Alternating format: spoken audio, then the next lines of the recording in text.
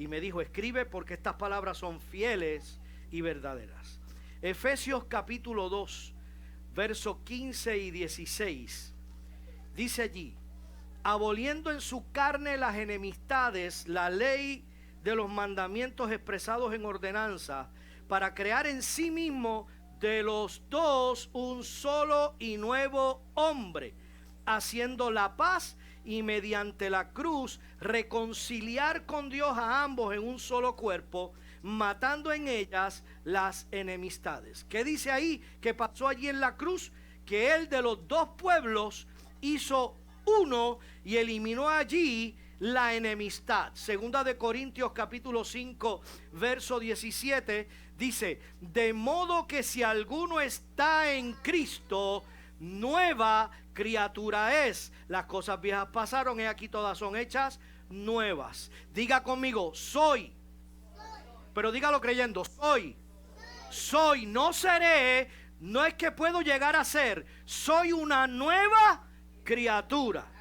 Amén. Deuteronomio capítulo 21, verso 23 dice: no dejaréis que su cuerpo pase la noche sobre el madero, sin falta lo enterrarás el mismo día, porque maldito por Dios es el colgado, y no contaminarás tu tierra que Jehová tu Dios te da por heredad. Aquí dice que se bajará el mismo día quien fuere colgado en un madero, porque si no se contaminaría toda la tierra.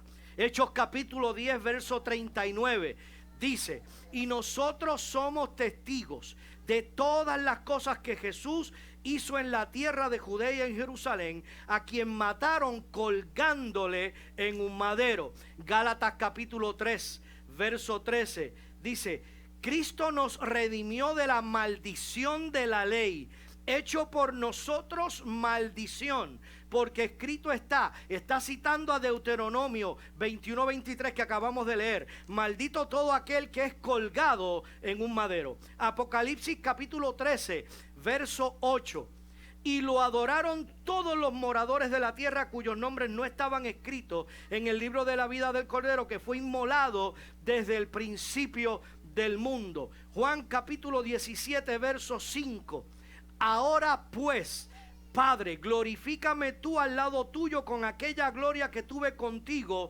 antes que el mundo fuese.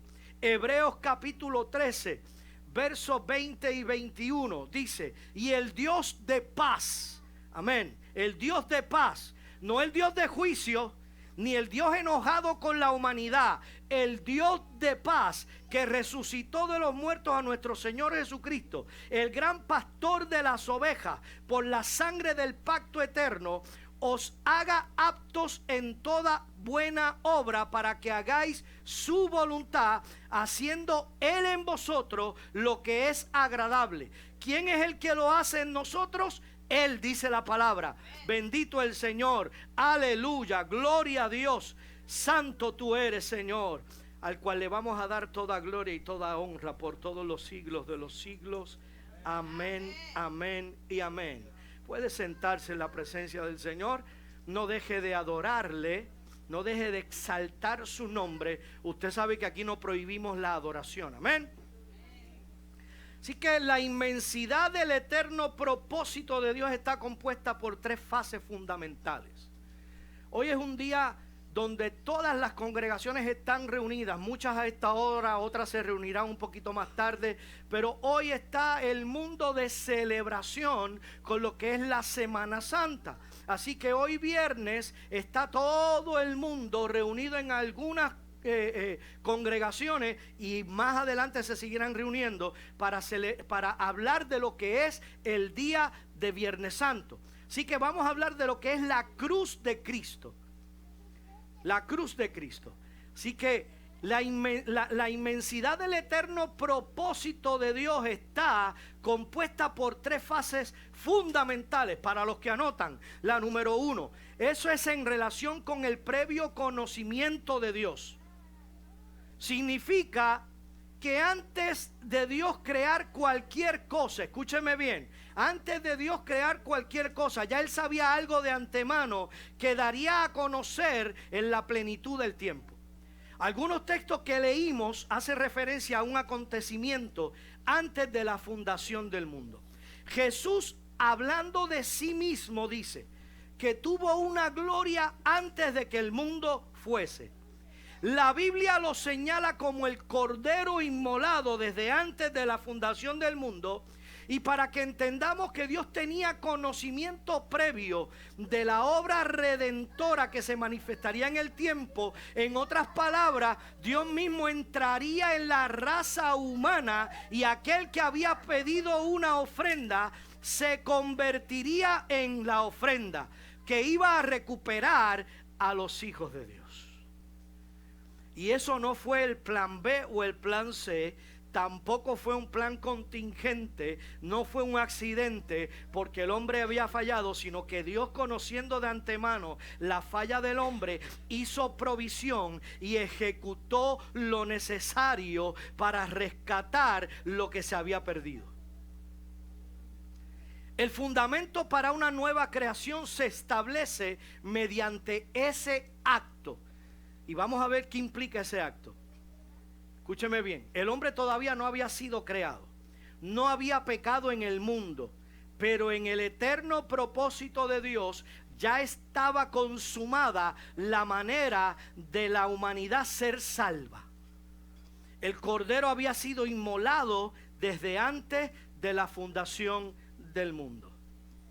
Y eso es razón más que suficiente para vivir agradecidos de Dios. Yo no sé si tú entendiste lo que yo dije. Yo no sé si yo me supe explicar. Pero el Cordero había sido inmolado desde antes de la fundación del mundo. Y eso es razón suficiente para que tú puedas vivir agradecido de Dios. Qué bueno es saber que Dios, en su previo conocimiento, anticipó que el hombre iba a morir allí en Edén, y entonces Dios hizo provisión en la eternidad para cuando eso se manifestara en el tiempo, aquel que había sido ofendido saldría a buscar al ofensor y lo recuperaría para su eterno propósito. Así trabaja la gracia de Dios.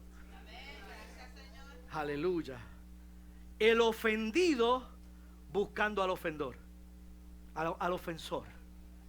Óigame bien, quien no debió morir, muriendo por los pecados de los demás.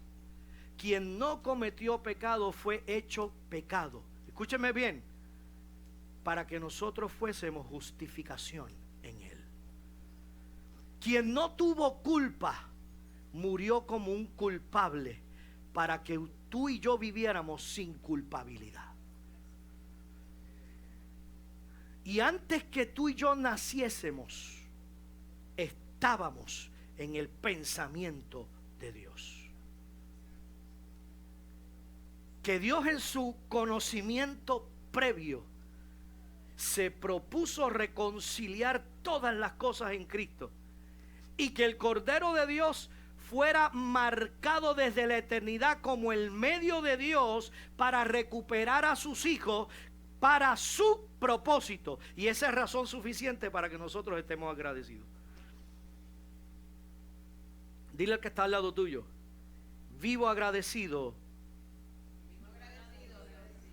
por la obra redentora de la cruz. Pero la Biblia va más lejos cuando menciona que la sangre del pacto eterno fue provista para que esto se manifestara en el tiempo.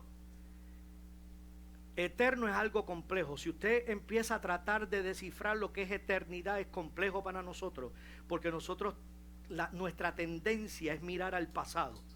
Entonces, hablar de eternidad es difícil, porque medimos nuestra vida en pasado, presente y futuro. Pero este pacto eterno proviene de un Dios eterno, para quien no existe el pasado ni el futuro, porque Él vive en un eterno presente. Significa que para Dios todo ocurre en un momento. Así que Él no solo vio de antemano la muerte de su Hijo, sino también la sepultura, la resurrección, la glorificación de su Hijo. Y desde la perspectiva de Dios, Él terminó antes de comenzar.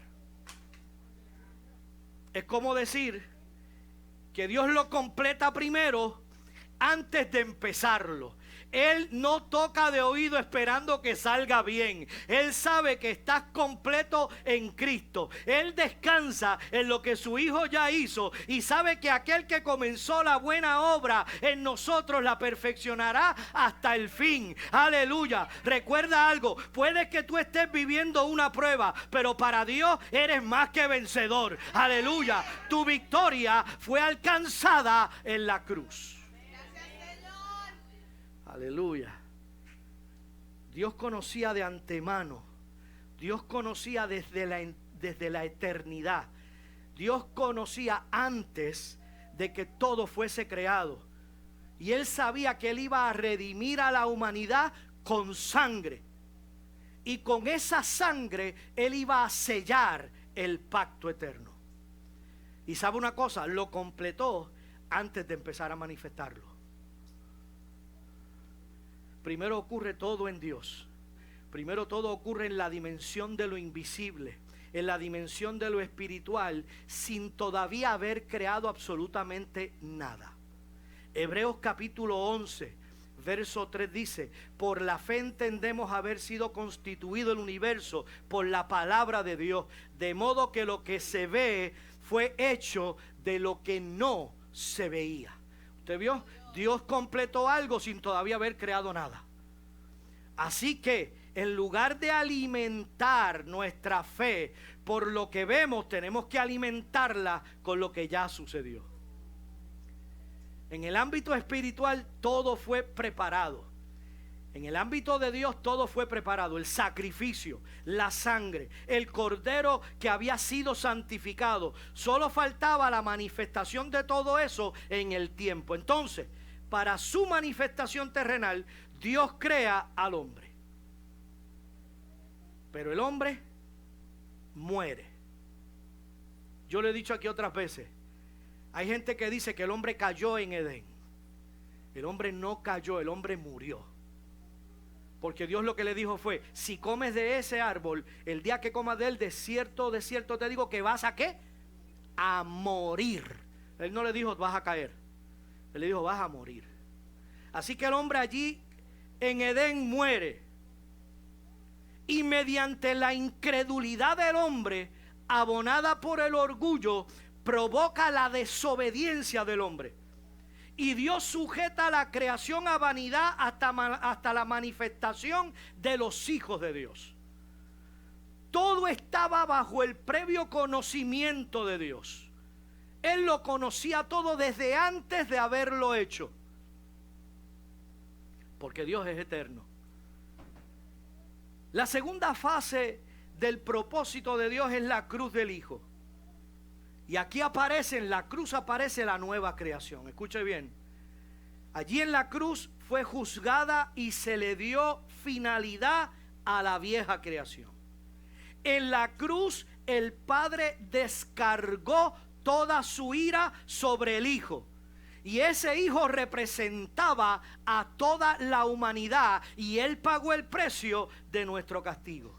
Por eso es que en 2 de Corintios capítulo 5, verso 14 dice: porque el amor de Cristo nos constriñe, pensando esto, que si uno murió por todos, luego todos murieron. Amados hermanos, para Dios allí no solo estaba muriendo Jesús, sino que cada uno de nosotros, siendo Cristo nuestro representante legítimo y legal delante de Dios y de los hombres, Cristo se convirtió en ese sacrificio perfecto. Él era el único que podía aplacar la ira de Dios sobre la humanidad. Pablo dice: porque con Él fuimos juntamente crucificados, sepultados y resucitados y glorificados.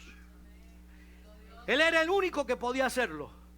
Y mientras Él moría en la cruz, para Dios tú estabas muriendo allí también. Con la muerte de Jesús en la cruz, toda la vieja creación fue crucificada. Allí en la cruz Dios estaba terminando con el orden adámico. Dios estaba crucificando la vieja criatura. Dios estaba juzgando todo lo que el primer Adán había violado en el Edén. Él había violado el orden, él había violado la santidad. él había violado la justicia de Dios. Así que Dios descargó en la cruz toda su ira sobre el Hijo. Escuche bien, pero además introduciría el nuevo orden donde todas las cosas serían nuevas. En la cruz, con la muerte de Jesús, terminó allí con la vieja creación, y al tercer día, cuando el infierno que creyó que había ganado, cuando los demonios festejaban porque Jesús yacía bajo tierra, Pedro, por la revelación del Espíritu Santo, dice: y bajó a las profundidades de la tierra y les predicó a los espíritus encarcelados, y vino a decirle: yo soy aquel de quien Abraham, de quien Isaías y de quien José hablaron. Yo soy aquel que los profetas anunciaron. Aleluya. Pablo dice que él, llevando cautiva la cautividad, le dio dones a los hombres, y por su sangre se selló el pacto eterno. Qué gloriosa victoria la de la cruz. Qué gloriosa victoria. Qué tremenda derrota sufrió la vieja creación y su orden. Él era la resurrección. Él era la vida. El primogénito de entre los muertos. La cabeza de una genealogía. El orden que manifestaría la nueva creación. Aquellos hallados en él son los trasladados del primer Adán al postrer Adán. La maldición que les perseguía por causa del pecado fue crucificada en la cruz. Ahora esta nueva generación camina por la tierra testificando que la maldición declarada en su contra fue deshecha en la cruz. Mi alma alaba a Dios. Iglesia Pacto de Gracia, eres una nueva creación y no puedes ser maldita por ningún demonio del infierno. Mi alma alaba al Señor. No hay maldiciones generacionales para los que están en Cristo Jesús, sino que somos los benditos de Dios, caminando y gobernando en la tierra por su gracia. Amén. Bendito Dios. Esta nueva creación opera en otro orden. Esa nueva creación que fue inaugurada allí en la cruz del Calvario opera en otro orden. Esa nueva creación camina por fe y no por vista. Esa nueva creación camina por revelación y no por sentimiento. Dejaron de estar en el primer Adán, que era un alma viviente, para estar en el postrer Adán, que es espíritu vivificante, que es espíritu que imparte vida. Esta gente habla raro, esta gente oye cosas, esta gente ve y hablan cosas que no se ven. Dicen que están aquí, pero que no son de aquí, que tienen la mente de Cristo y dicen que son hermanos, dicen que son familia, que son cuerpo, dicen que viven para lo invisible, porque lo visible es temporal, pero lo invisible es eterno. Esta gente es peligrosa. Muchos dirían que están locos porque dicen que están sentados aquí, pero a la misma vez están en lugares celestiales. No tienen castillo, pero dicen que son reyes. No trabajan en las Naciones Unidas, pero dicen que son embajadores. Esta nueva creación es de un orden totalmente diferente.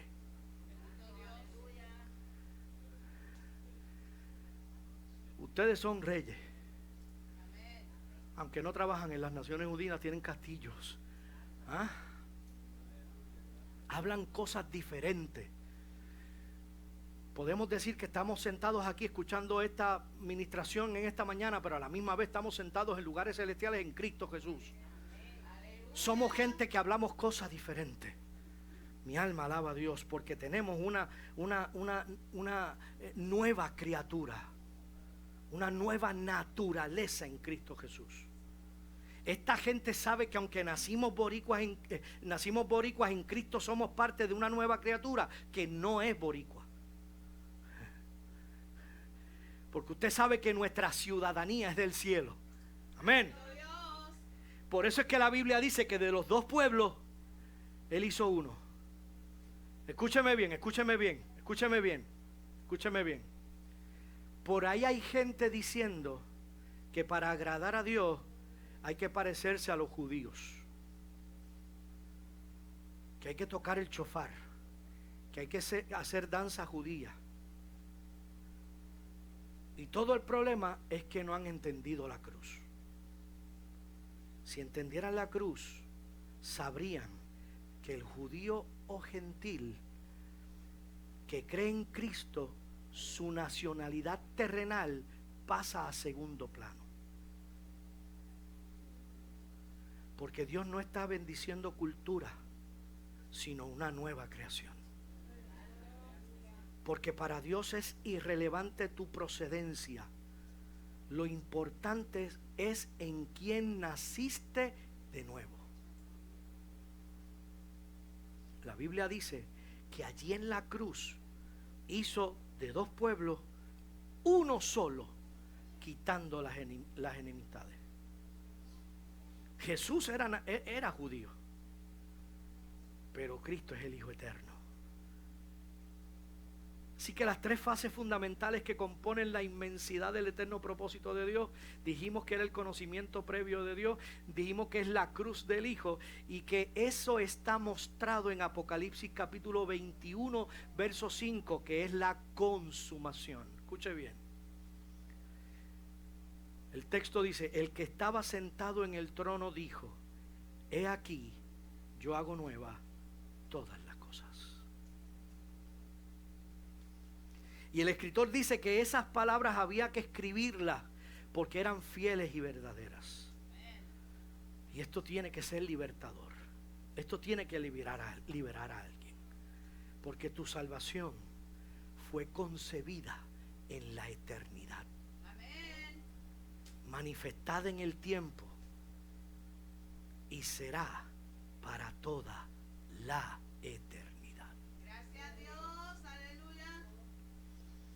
Entonces, primero tenemos el conocimiento previo de Dios, segundo tenemos la cruz de Cristo, y tercero tenemos la consumación, que dice la consumación del propósito eterno de Dios, que lo dicen en Apocalipsis. Por eso es que Apocalipsis 21 y 22 es lo mismo que Génesis 1 y 2. Porque los 4 capítulos, los últimos 2 de Apocalipsis y los primeros 2 de Génesis, es la historia completa en esos 4 capítulos. Génesis es el principio y Apocalipsis es la conclusión. Apocalipsis es el cierre en la historia de lo que en la eternidad ya se había concebido. Por eso estos 4 capítulos es donde el pecado no aparece. Si usted va a Génesis 1 y 2, allí no hay pecado todavía. Y si usted va a Apocalipsis 21 y 22, ya no existe el pecado. Si usted va a Génesis 1 y 2, el diablo no está allí. Si usted va a Apocalipsis 21 y 22, el diablo tampoco está allí. Si va a Génesis 1 y 2, el hombre está en su estado natural de perfección. Y si va a Apocalipsis 21 y 22, allí el hombre está en su expresión máxima de perfección. Y todo el propósito de Dios se expresa y se manifiesta plenamente. Entre Génesis 1 y 2 y Apocalipsis 21 y 22 se narra la historia completa de la humanidad. Lo que usted ve en el medio es lo que acontece con el hombre después de la caída hasta que es restaurado. Y allí Dios sembró la cruz que nos recupera para el propósito de Él. Bendito Dios. Pero ahora esta nueva criatura tiene que tener una nueva naturaleza. Y el escritor expresa con las palabras de esta nueva naturaleza, lo expresa con cielo nuevo y tierra nueva.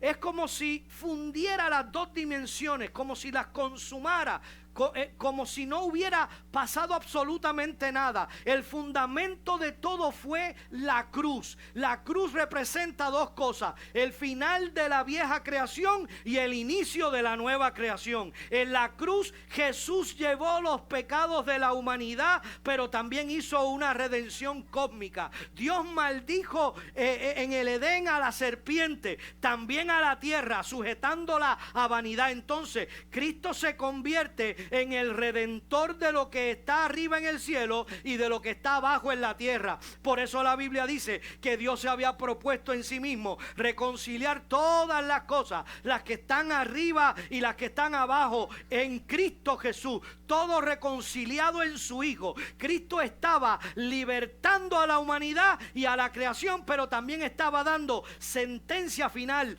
al diablo con todas sus obras. Bendito el Señor.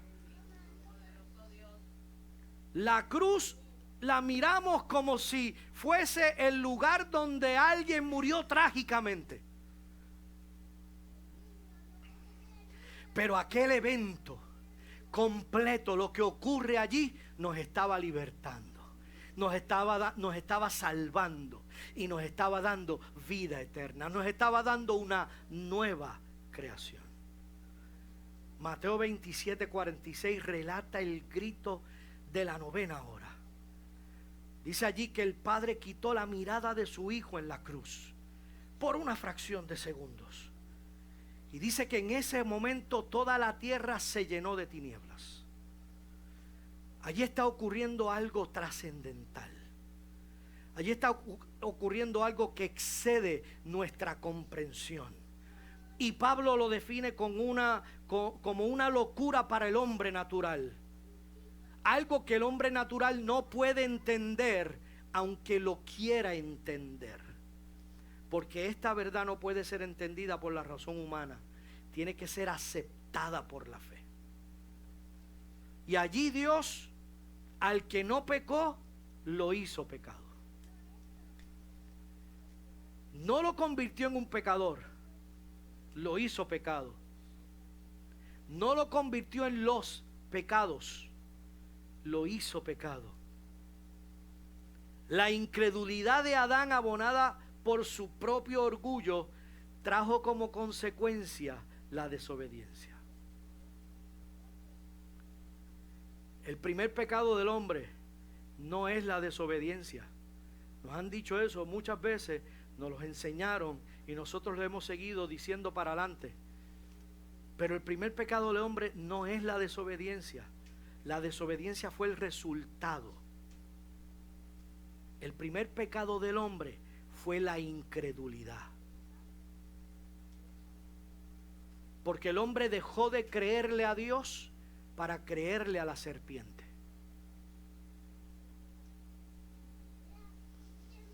Una vez dejó de creerle en Dios, se convirtió en incrédulo a Dios y crédulo en la serpiente. Así que la desobediencia es la consecuencia de la incredulidad. Por eso cuando usted y yo le pedimos algo a Dios que ya nos fue dado en Cristo, sin importar cómo usted lo pida, lo puede pedir llorando, lo puede pedir gimiendo, está en desobediencia porque no creemos que ya en Cristo nos lo dieron.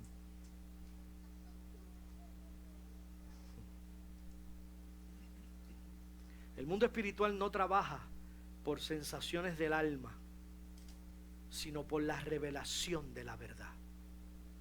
Escuche bien lo que le dije. El mundo espiritual no trabaja por los sentimientos míos. El mundo espiritual trabaja por la revelación del Hijo. Y cuando tú le dices al Señor, bendíceme, te conviertes en tan incrédulo que Adán, que no le creyó a Dios cuando le dijo, no comas de ese árbol porque te vas a morir. Nuestro mayor problema es la incredulidad. La raza humana fue separada de Dios porque Adán no creyó. Por el postrer Adán creer todo lo que estaba escrito de él en el libro y obedeció, nosotros hemos sido reinjertados, nosotros hemos sido restablecidos, hemos sido devueltos al Dios Todopoderoso, al Padre Eterno. Mire lo que dice Hebreos capítulo 10, verso 5. Sacrificio y ofrenda no quisiste, mas me preparaste cuerpo. Porque en el planeta pecó un hombre con espíritu, cuerpo y alma. Entonces quien lo tenía que redimir tenía que tener lo mismo: espíritu, cuerpo y alma. Y Dios cargó a su Hijo con el pecado de la humanidad. Y desde la cruz se oyó un grito: Dios mío, ¿por qué me has desamparado? En el verso 46 se oye el grito, pero en el verso 45 dice que desde la hora sexta, desde el mediodía, la tierra se llenó de tinieblas y el día se convirtió en noche. La oscuridad, tinieblas, en la Biblia es símbolo de juicio de Dios sobre el pecado. Esta escena nos deja ver que toda la humanidad, porque dice allí que toda la tierra, toda la humanidad está en oscuridad. Toda la humanidad en aquel momento estaba bajo el juicio de Dios. Y allí Jesús era nuestro representante. Con razón fue que Pablo dijo en 2 de Corintios capítulo 5 verso 19 que Dios estaba en Cristo reconciliando consigo mismo al mundo, no tomándole en cuenta a los hombres sus pecados, y nos encargó a nosotros la palabra de reconciliación. Cuando Jesús murió, Pablo dice que todos morimos con Él. Y como consecuencia, dice que las cosas viejas pasaron y que todas están siendo hechas nuevas. La pregunta es, ¿qué fue lo que venció Jesucristo en la cruz? ¿A qué cosas le puso final en la cruz? No somos una nueva criatura porque antes fumábamos o bebíamos y ahora no. Hay quienes nunca han hecho eso. No somos nueva criatura porque antes no leíamos la Biblia y ahora sí la leemos.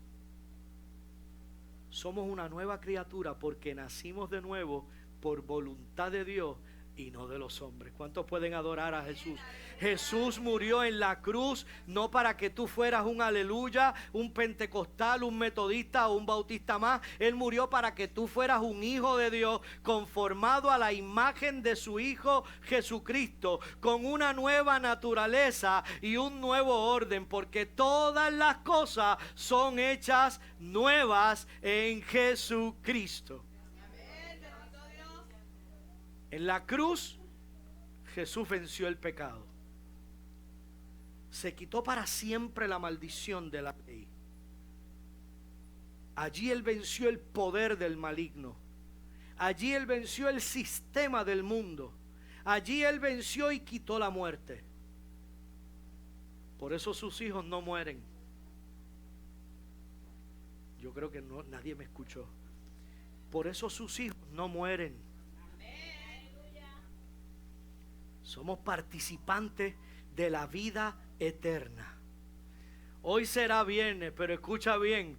Hoy no estamos celebrando la tradición, sino la cruz de Cristo. Al tercer día se levantó de los muertos. Por eso el domingo vamos a llegar aquí dando gracias porque todo empezó en la cruz. Allí Él venció el pecado, quitó la maldición de la ley, quitó el poder del maligno, venció al mundo y quitó la muerte.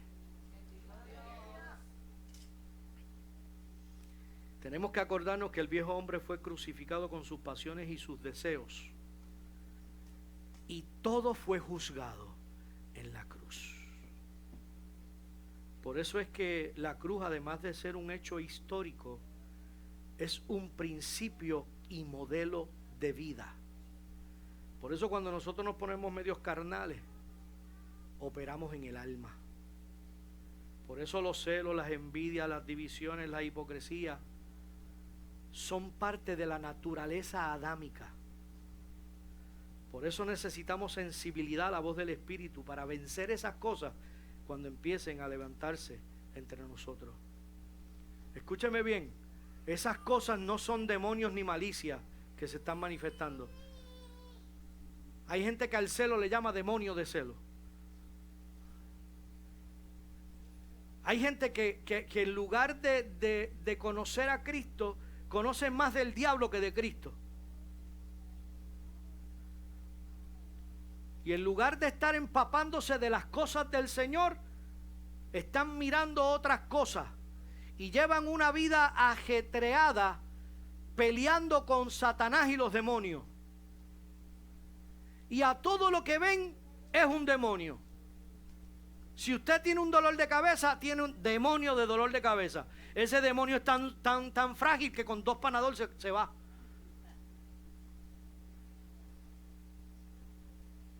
Esas cosas no son demonios. No son malicias que se están manifestando. Son cosas que siguen sin ser crucificadas y no pueden operar en el orden de Dios. No existe un demonio de desánimo. Lo que está operando en ti es un doble ánimo. Hay quienes les gusta servir y sirven hoy y mañana no. Pastor, ¿cómo yo puedo vencer eso? Escucha el secreto.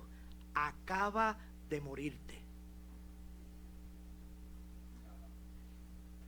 Para que puedas vencer todas esas obras de la carne, tienes que morirte. Pastor, pero usted me está matando. No, te estoy hablando de que tienes que morir espiritualmente hablando y tienes que renacer a Cristo.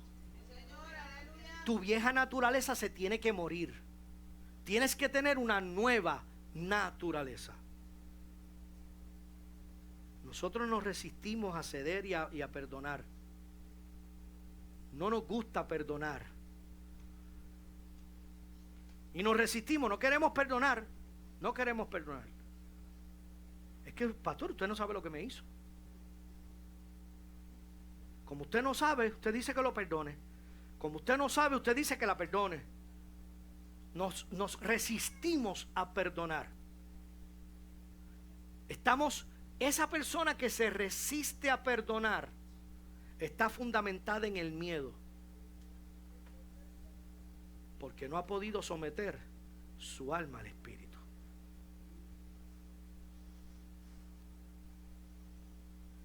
Tenemos que perdonar. ¿Para qué? ¿Para que me perdonen a mí? No. Tengo que perdonar porque ya yo fui perdonado.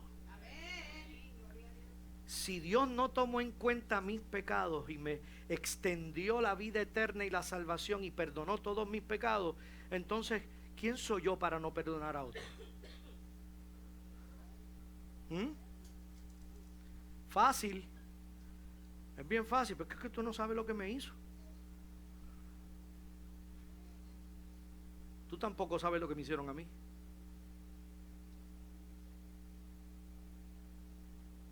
Tenemos que aprender a perdonar.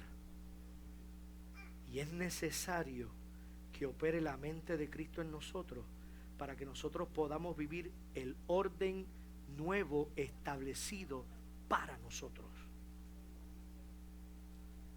Por eso es que hay muchos cristianos frustrados, peleando con cosas irreales. Tu peor enemigo fue derrotado en la cruz. Óyeme bien. Tu peor enemigo se le dio muerte en la cruz. Aleluya. Tu peor enemigo lo vas a ver cuando te mires al espejo ahorita. Porque tu peor enemigo eres tú mismo. Y tu vieja naturaleza fue crucificada en la cruz. Porque la cruz forma parte del eterno propósito de Dios. Escúcheme bien, para Jesús la cruz no fue un pesar, era su destino. Para Jesús la cruz no fue el plan B. Él nació para morir por nosotros en la cruz. Y usted y yo hoy somos ministros competentes de un nuevo pacto. Moisés habría visto la gloria sobre el templo, pero nosotros llevamos la gloria por dentro. Aleluya. Lo que en la nueva creación se produce es agradable a Dios. No son nuestras destrezas, no son nuestras habilidades. La vida del Espíritu es diferente. Es mucho más que hablar en lengua. Los corintios hablaban lengua hasta quedarse roncos y eran los más carnales del Nuevo Testamento. Los dones nunca han sido una vara para medir la madurez. La madurez se mide por los frutos del Espíritu. Señor, aleluya. Y lo voy a corregir. La madurez se mide por el fruto del Espíritu. Porque el fruto del Espíritu es amor. Si usted ama, perdona.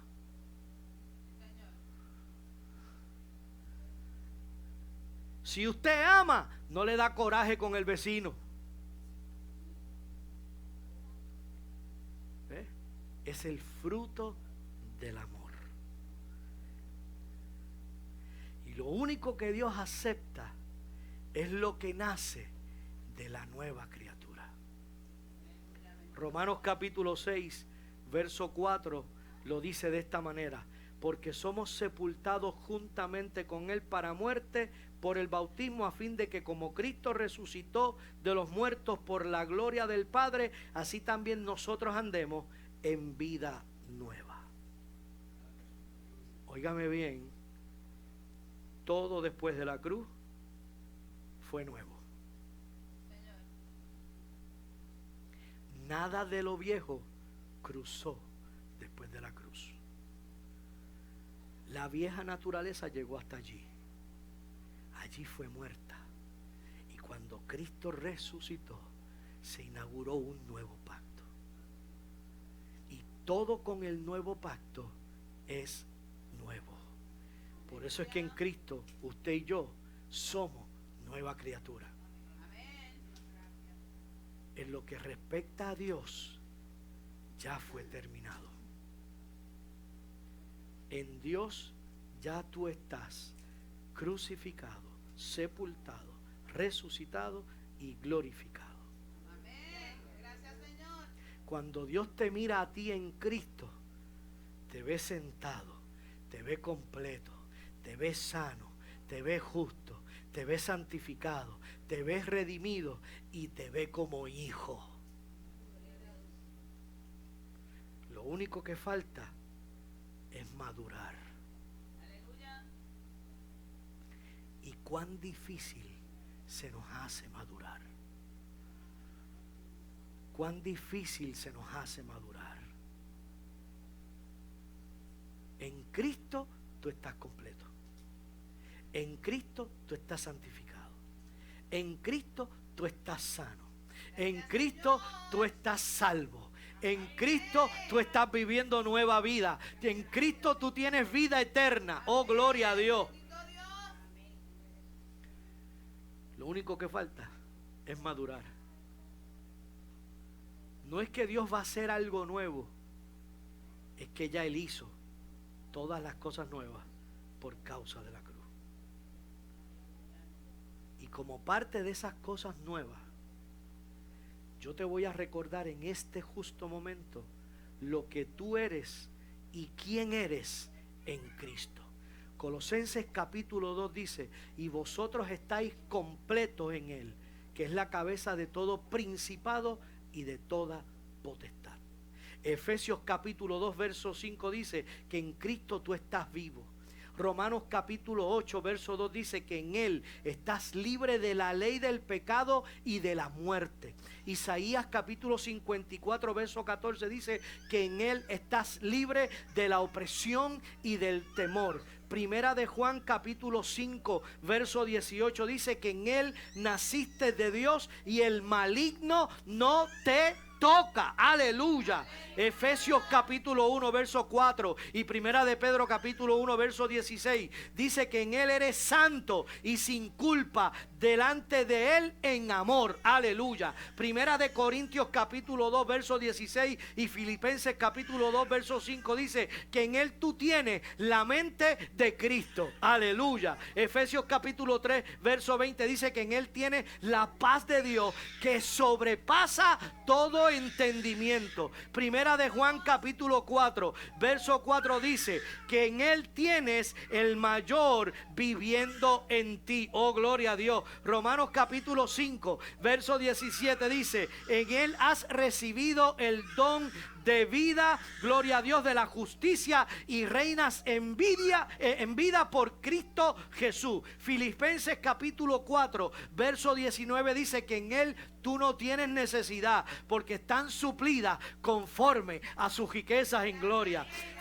Filipenses capítulo 4 verso 13 dice que todo lo puedes en Él, aleluya. Efesios capítulo 2 verso 10 dice que eres creado en Él para buenas obras, las cuales Él preparó de antemano para que tú anduvieses en ellas. Romanos capítulo 8 verso 17 dice que eres heredero y coheredero con Cristo. Primera de Pedro capítulo 2 verso 9: mas vosotros sois linaje escogido, real sacerdocio, nación santa, pueblo adquirido por Dios, para que anunciéis las virtudes de aquel que os llamó de las tinieblas a su luz admirable. Oh, gloria a Dios. Gálatas capítulo 2 verso 2 dice: y ya no vivo yo, mas vive Cristo en mí. Solo podemos decir: Padre, gracias por la cruz de nuestro bendito Salvador Jesucristo. Aleluya. Gloria a Dios. Bendito el Señor. Póngase de pie.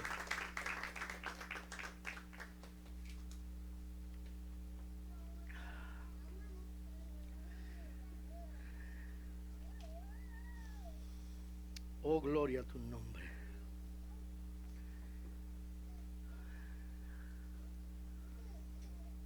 Todo es por Cristo. Hemos sido redimidos por Cristo. Tenemos vida eterna en Cristo. Y todo fue alcanzado en la cruz. Quizás usted vino en esta mañana a escuchar un mensaje de las 7 palabras.